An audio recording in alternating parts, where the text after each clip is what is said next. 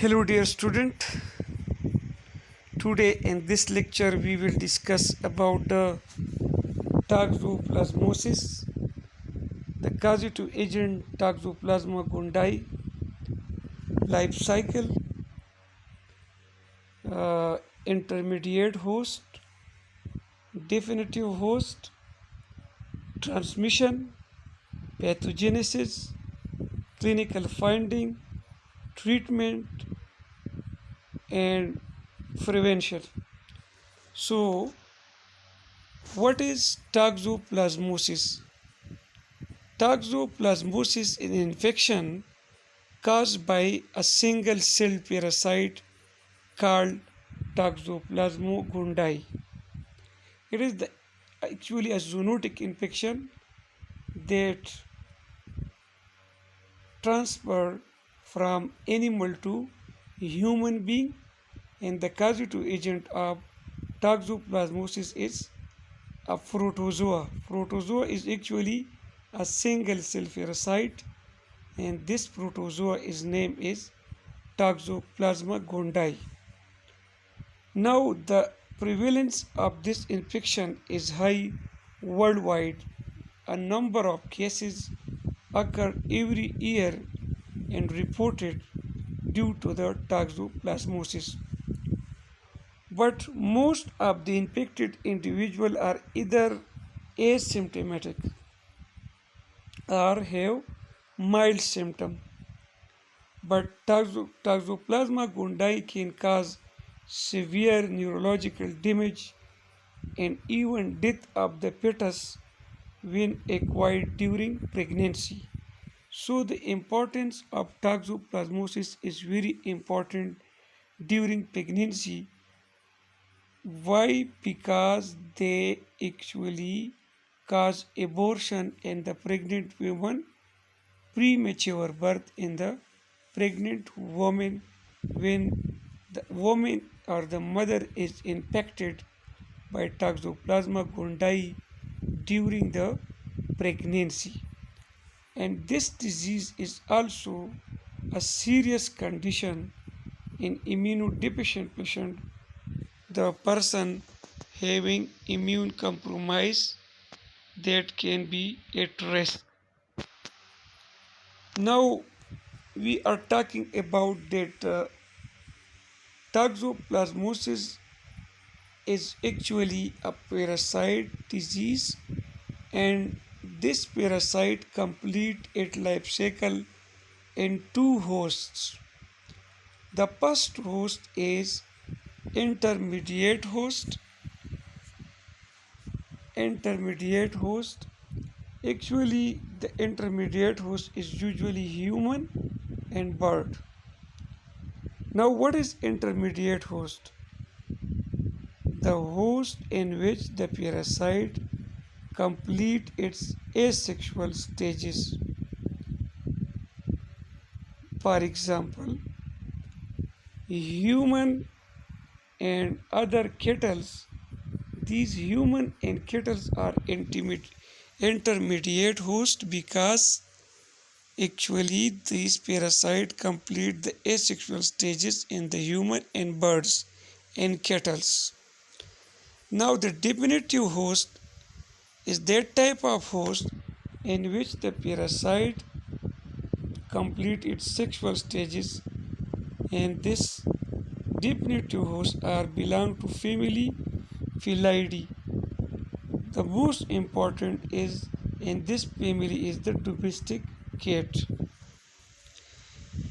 Now, if we talk about different terminologies of Toxoplasma gondii.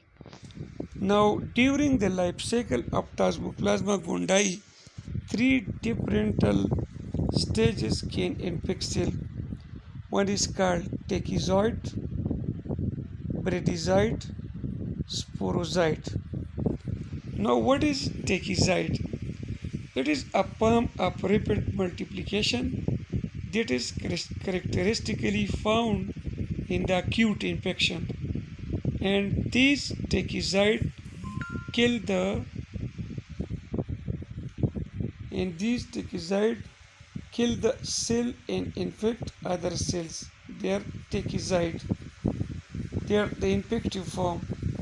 The other one is bradyside. Bradyside is a form of slow multiplication that is characteristic of the chronic infections. Bradyside is the characteristic of chronic infection and that originate the tissue cyst. We say that bradyside is actually tissue cysts, and the other is sporozoite, which is produced only in the definitive host during the sexual reproduction and released in the oocyst through filled feces, cat feces.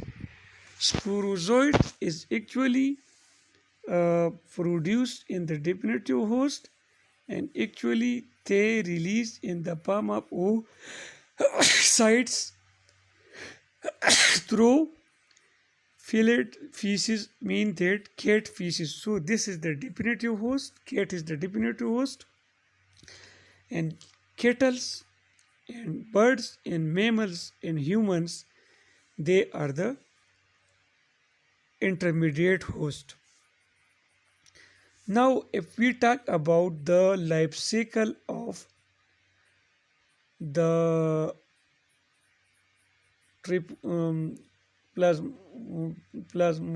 gondii, Toxoplasma gondii.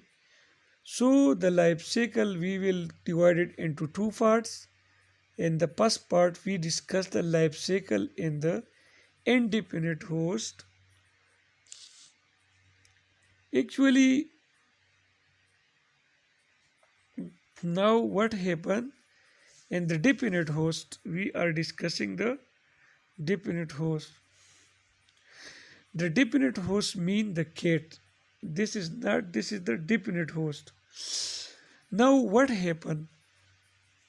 सबसे पहले क्या होता है कि ये जो cat है dependent host, ये असल में क्या करते हैं, इंजेस्ट करते हैं प्रे, मतलब खुराक, और इस खुराक में क्या होता है, टिश्यू सिस्ट होते हैं जो मैंने आपको बताया इससे पहले। तो जब ये खुराक में सिस्ट होते हैं तो ये जब ये खाता है और ये आ जाता है इसकी इंटेस्टाइन में, तो इस इंटेस्टाइन में इस सिस्ट की वाल डाइजेस्टेड होते हैं स्टमक में, और इंटेस्टाइन में इससे क्या बनते हैं, इंटेस्टाइन में इससे ये ब्रेडीजॉइड्स बनते हैं, आपने याद रखना है। तो मतलब है कि सिस्ट को इंजेस्ट करते हैं और ये कैट या डिफिनेटिव होस्ट की जो इंटेस्टाइन में इसमें इससे ब्रेडीजॉइड्स बनते हैं। ब्रेडीजॉइड असल में क्या करते हैं कि ये ब्रेडीजॉइड जो है ये अटैक करता है, इन्वेड करता है, किस पे इन्वेड करता है, epithelial cell of the intestine पे। तो इसके बाद फिर क्या होता है कि in the enterocytes bradyzoites divide by schizogony giving rise to मेरिजॉइड्स।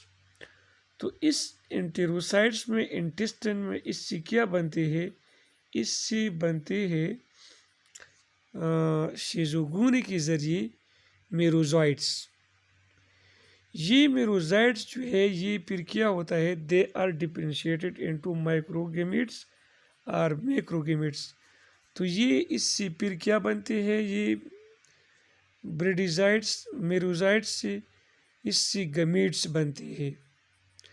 जब ये गमीट बनते हैं तो ये गमीट एक दूसरे के साथ फर्टिलाइजेशन करते हैं, और इस फर्टिलाइजेशन के रिजल्ट में क्या बनता है कि इसकी फर्टिलाइजेशन के रिजल्ट से अनस्पोरुलेटेड ओसिस्ट बनती है, ठीक है।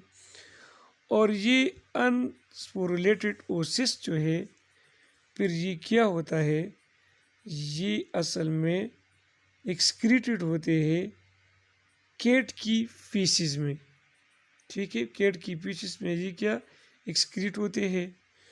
तो इस स्पोरुलेशन जब हो जाते हैं तो हमारे पास दो स्पोरोसाइट्स बनाते हैं, टू स्पोरोसाइट्स। ये देखो ये स्पोरोसाइट्स बनते हैं और तकरीबन 4 स्पोरोजोइट्स में होते हैं। 2 स्पोरोसाइट्स बनते हैं और हर एक में फिर क्या होते हैं, 4 स्पोरोजोइट्स होते हैं। तो इसी तरह ये जो है इंडिपेंडेंट होस्ट में कैट है, इसमें ये अपना लाइफ साइकिल कंप्लीट करते हैं। अभी जो लाइफ साइकिल है वो, अगर हम बात करते हैं लाइफ साइकिल की डिपेंडेंट होस्ट की, इंडिपेंडेंट और डिपेंडेंट होस्ट, इसका क्या होता है, तो डिपेंडेंट होस्ट जो है असल में ये कैट है। तो असल में ये जो फिलाइन फैमिली की जो कैट है, इसमें मतलब ये इनका डिपेंडेंट होस्ट है, सेक्सुअल रिप्रोडक्शन हो जाता है। तो ये कैट क्या करता है, कैट जो है ये स्पोरुलेटेड ओसिस जो है ये क्या करते हैं, प्रोड्यूस करते हैं और ये कैट की पीसीज में कैट की पीसीज में बाहर आ जाते हैं। अभी ये जो स्पोरुलेटेड ओसिस्ट है, ये आपकी खुराक को क्या करते हैं, आपकी खुराक है, आपके पास गाजर है, एप्पल है दूसरी, ये इसको क्या करते हैं, कंटेमिनेट करते हैं। तो जब ये कंटेमिनेट करता है तो ये असल में ये कौन कहता है, फिर ये इंटरमीडिएट होस्ट इंजेस्ट करते हैं। इंटरमीडिएट होस्ट में मैंने आपको बताया कि इंटरमीडिएट होस्ट में आपकी जो इंटरमीडिएट होस्ट जो वेजिटेबल खाते हैं, पानी पीते हैं, ठीक है। इंटरमीडिएट होस्ट में मैंने आपको बताया था आपकी केटल्स है, शीप है, पोल्ट्री वगैरह है, ऑक्स है, ये इसको कंज्यूम करता है पानी की फॉर्म में, कंटेमिनेटेड वाटर या कंटेमिनेटेड वेजिटेबल। इसमें जब इसको इंजेस्ट करते हैं तो फिर क्या होता है, injection of tissue cyst in uncooked meat. तो इसमें इसकी जो टिश्यू है, इसके टिश्यू में फिर टिश्यू सिस्ट हो जाता है।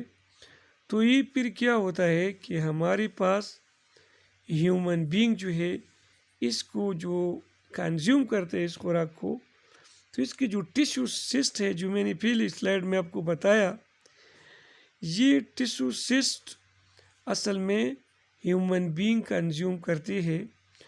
तो फिर क्या होते हैं कि टिकिजोइड्स जो है ये टिश्यू सिस्ट, ये फिर ट्रांसमिट होता है। किस तरह ट्रांसमिट होता है, ये फीमेल से इस बेबी को भी ट्रांसमिट होता है, ठीक है। साथ साथ में अगर ये बंदा ब्लड देते हैं तो इसमें भी टेकिजोइड्स होते हैं जो टिश्यू सिस्ट है।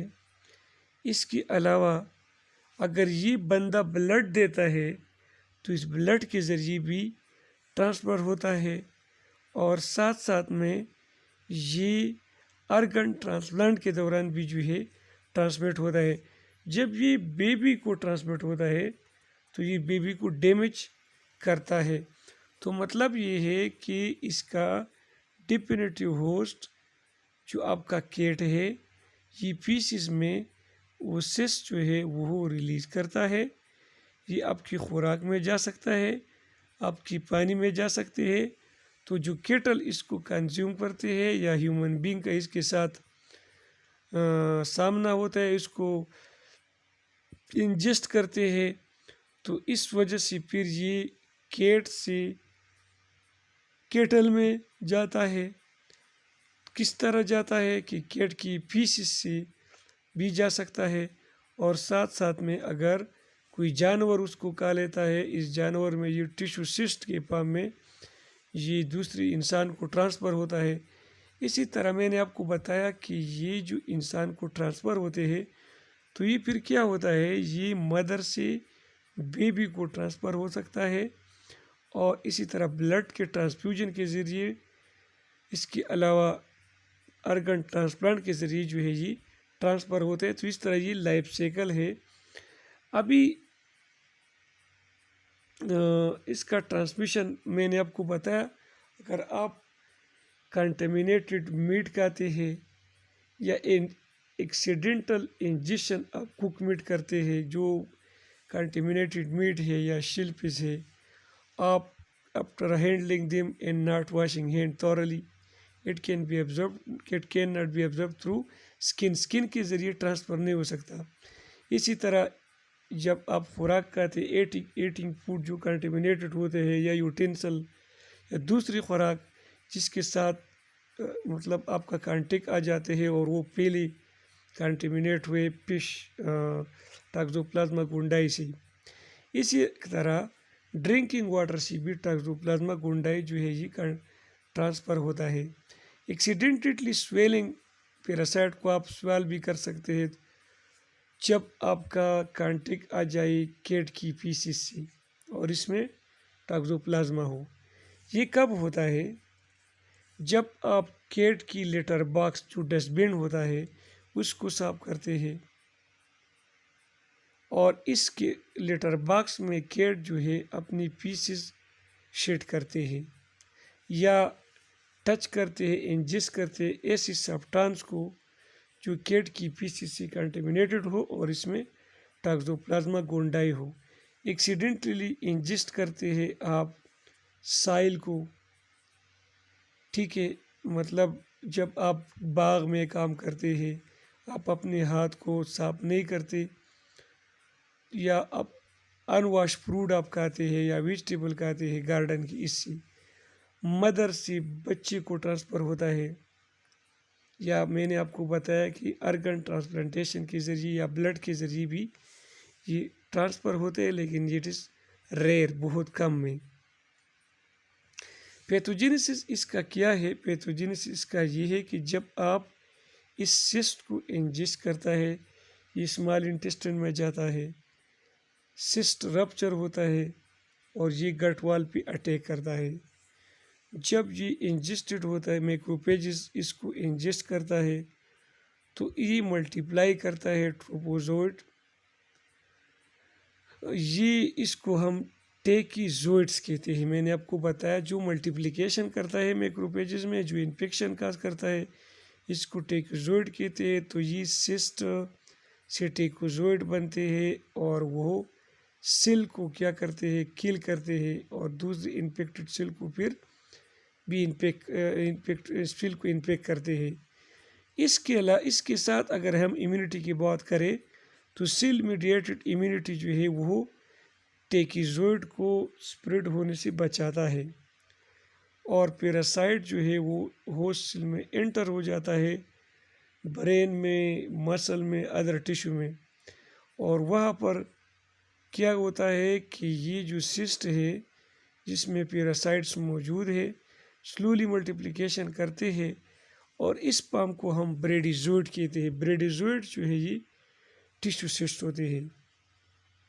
ये सिस्ट इम्पॉर्टेंट है डायग्नोसिस पर्पस के लिए और ये सोर्स ऑफ ऑर्गेनिज्म जब टिश्यू में ब्रेक होता है, ये सोर्स ऑफ सिस्ट, तो ये इम्यूनो कम्प्रोमाइज पेशेंट में बीमारी भी काज करते हैं।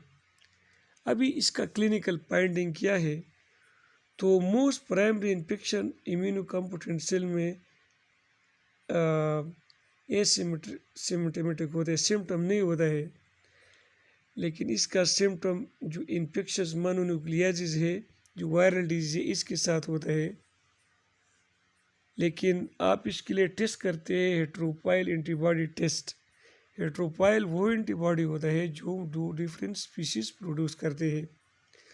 इसके अलावा कॉन्जेनिटल इन्फेक्शन भी होता है और कॉन्जेनिटल इन्फेक्शन वो है कि जब माँ से बच्चे में ये ट्रांसफ़र होता है तो इसमें स्टिल बर्थ काज होता है, एबॉर्शन, न्यूनेटल डिजीज़ होता है, इंसेफेलाइटिस और हिपेटोस्पिनोमेगाली होता है, फीवर, जाइंटनेस और इंट्राक्रीनियल कैल्सिफिकेशन भी इसमें होता है। ज़्यादातर जो इन्फेक्टेड न्यू बर्न्स है वो एसिम्प्टोमेटिक होता है, लेकिन रेटिनाइटिस या मेंटल रिटार्डेशन जो है इन बच्चों में डेवलप होता है। इसको हम क्या कहते हैं? Congenital toxoplasmosis. इसका ट्रीटमेंट क्या है कि अगर सिम्टमेटिक हो या एसिम्टमेटिक हो तो इसमें आप सल्फा डियाजीन और प्राइमेथामिन से ट्रीट करना है। ये आपने याद रखना है। ये ड्रग जो है चॉइस है, मतलब कि इम्यूनो कम्प्रोमाइज पेशेंट में बीमारी का न हो। एक्यूट टॉक्सोप्लाज्मोसिस में जो इम्यूनो कम्प्रोमाइज पेशेंट में होता है, ये सेल्फ लिमिटेड होता है। इम्यूनो का कम्पिटेंट बंदे में होता है, इसका इम्यूनिटी सिस्टम स्ट्रांग होता है, तो ये सेल्फ लिमिटेड होता है। लेकिन जो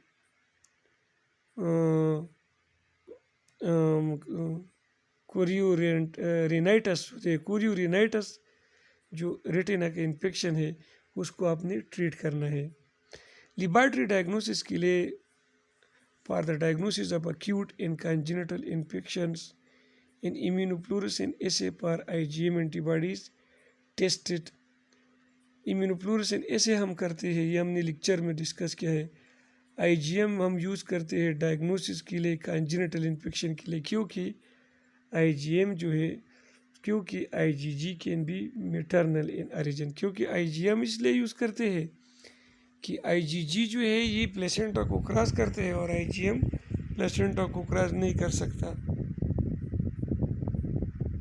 और IgG हम यूज़ करते हैं एक्यूट इन्फेक्शन के लिए।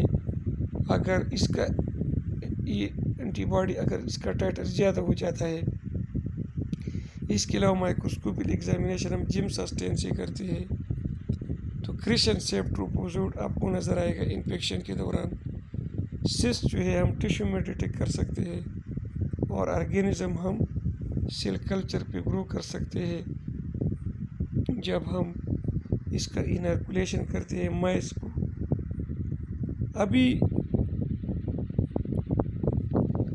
मुख्तलिफ स्टेप्स है जिसकी वजह से आप क्या करते हैं कि आप अपने इन्फेक्शन को रिड्यूस कर सकते हैं। Cook food to save temperature. आप टेम्परेचर को कुक करें, आप फूड को पकाएं एक ख़ास टेम्परेचर तक। A food thermometer should be used to measure the internal temperature of cooked meat. Color is not a reliable indicator that meat has been cooked to a temperature high enough to kill harmful pathogen like toxoplasma. आपने thermometer use करना है meet के लिए, ठीक है, कि इसका temperature आपने मालूम करना है। Do not sample meat until it is cook. आपने सैम्पलिंग मीट का नहीं करना है, खाना नहीं है जब तक आप उसको कुक न करें। USDA ने रिकमेंड किया है मीट प्रिपरेशन के लिए कुछ steps. For wool cut of meat excluding poultry, cook at least 145 Fahrenheit और 63 डिग्री सेंटीग्रेड। आपने खुराक को मीट को 63 डिग्री सेंटीग्रेड तक या 145 फ़ारेनहाइट तक आपने क्या करना है, कुक करना है। According to USDA, a rest time is the amount of the time the product remain at the final temperature after it has been removed from a grill, oven or other heat source. During the 3 minutes after meat is removed from the heat source, its temperature remain constant or continue to rise which destroy pathogen। जो ground meet होता है excluding poultry, आपने इसको 160 Fahrenheit या 71 degree centigrade डालना है, और poultry के लिए आपने 165 फ़ारेनहाइट या 74 डिग्री सेंटीग्रेड देना है। अभी और प्रिकॉशन ये है कि आपने जो मतलब फ्रूट है, वेजिटेबल है, वो आपने वॉश करना है। रा मीट, डू नॉट यूज़ रा मीट, मूसेल्स, ऑयस्टर्स, क्लाम्स वगैरह वगैरह जिसमें टॉक्सोप्लाज्मा गोंडाई मौजूद हो सकता है। अनपास्चुराइज मिल्क आपने नहीं पीना है। जो वॉश कटिंग बोर्ड है, डिशेस है, काउंटर यूटेंसल, ये सारी चीज़ें जो है ये असल में आप लोगों ने वॉश करना है। ग्लव्स आपने वियर करना है, आप पहनना है जब आप मतलब गार्डन में काम करते हैं और आपका कांटेक्ट साइल से आ जाता है, क्योंकि इसमें कैट की पीसेस मौजूद हो सकता है और इसमें टॉक्सोप्लाज्मा मौजूद हो सकता है। वाश साबुन से हाथ धोना है, ठीक है, जब आप बाग में काम करते हैं जिसमें साइल या सैंड होता है। कैट लिटर बॉक्स जो है वो आपने डेली चेंज करना है। Toxoplasma gondii does not become infectious until 1 to 5 days. It is very important. It is shit in cat pieces. Toxoplasma gondii जब आपकी डस्टबिन में या लिटर बॉक्स में 1 से 5 दिन तक आपने सफाई नहीं की तो इस फिर चांसेस है इसमें टॉक्सोप्लाज्मा हो सकता है। लेकिन 1 से 5 दिन पहले अगर आप सफाई करें तो ये पैरासाइट इसमें मौजूद नहीं होता है। और इसके अलावा आपने if I am at risk can I keep my cat, अगर मुझे ख़तरा है तो क्या मैं बिल्ली रख सकता हूँ। Yes you can keep your cat if you are a person at risk for a severe infection. For example अगर किसी बंदे का इम्यूनिटी सिस्टम वीक हो या इसको ये प्रेग्नेंट हो तो वो रख सकता है। Precaution should take to avoid being exposed to Toxoplasma gondii, including the following. Ensure the cat litter box is changed daily. The Toxoplasma parasite does not become infectious 1 to 5 days. If you are pregnant or immunocompromised, avoid changing cat litter if possible.